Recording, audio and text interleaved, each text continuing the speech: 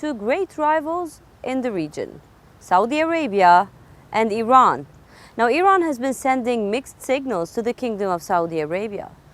One day, Tehran says the embassies should be reopened in both countries. The next day, Tehran warns Saudi Arabia against relying on Israel. So the question is Iran really trying to mend ties with its greatest rival in West Asia? Our next report tells you the details.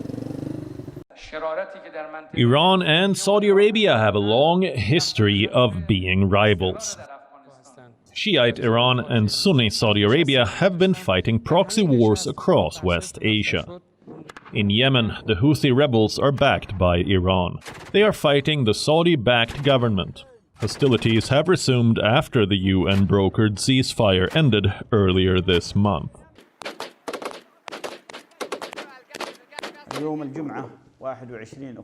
Today, Friday, October 2, there was an attack by two baby-trapped aircrafts on Al Dhaba oil port. The first strike was at 11:05 GMT between the ship and the buoy, and the second strike at approximately 11:20 GMT, and it was closer to the ship.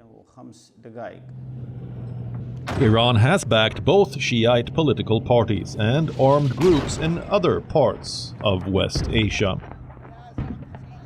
Iraq, Syria and Lebanon are all theaters of the shadow war between the two rivals. But could there be a thaw in relations between the two powers? The top commander of Iran's Revolutionary Guard warned Saudi Arabia against relying on Israel. Hussein Salami said, and I quote, "You are relying on an Israel which is collapsing, and this will be the end of your era." This was in reference to Riyadh's backing of the Abraham Accords. Israel signed the accords with the UAE and Bahrain in September 2020. The US mediated the signing of the accords. While Saudi Arabia still does not officially recognize Israel, it signaled its support of the new relations.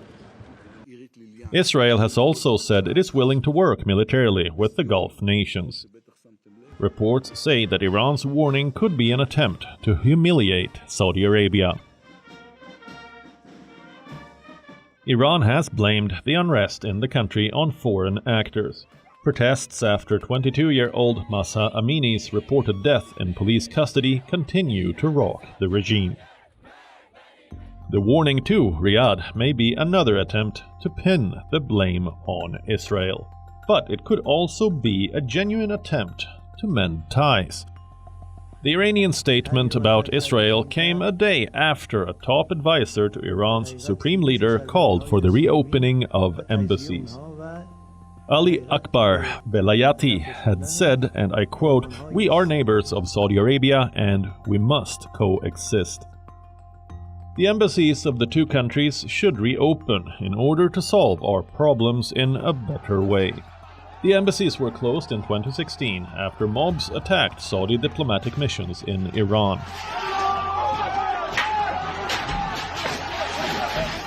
Iran and Saudi Arabia have been in direct talks to mend relations since last year.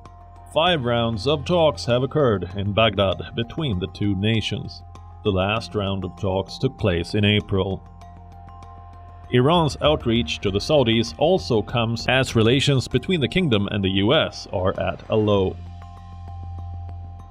The US has deep security ties with the Gulf nations, but the OPEC nations recently agreed to cut oil production, which led to fury in Washington. The US even accused Saudi Arabia of not choosing a side in the Russia-Ukraine war. This is because the decision to cut oil production was taken with Russia during an OPEC Plus meeting. Saudi Arabia has denied these allegations. It has also voted against Russia at the UN recently. The Gulf states have said it was a purely economic decision to cut oil production. Meanwhile, Iran has been accused of providing Russia with drones for its war in Ukraine. Kyiv has degraded diplomatic ties with Tehran. It has also called for sanctions on Iran for helping Russia. Tehran has denied the allegations that it is helping Russia. Within this geopolitical context, both Iran and Saudi Arabia have recently faced the ire of the US. Reports of them trying to mend ties will probably agitate Washington further. Perhaps this is why the US seems to be reaching out to Riyadh. On Tuesday, the US released this statement. We've taken note since the OPEC Plus cut that Saudi Arabia voted against Russia at the United Nations and also pledged $4 million to support Ukraine's reconstruction and humanitarian needs. These steps do not compensate, though, for the production cut, but they are noteworthy. And we'll be watching to see what Saudi Arabia does over the coming weeks, and we'll inform our consultations and review. West Asia Bureau, WION World is One.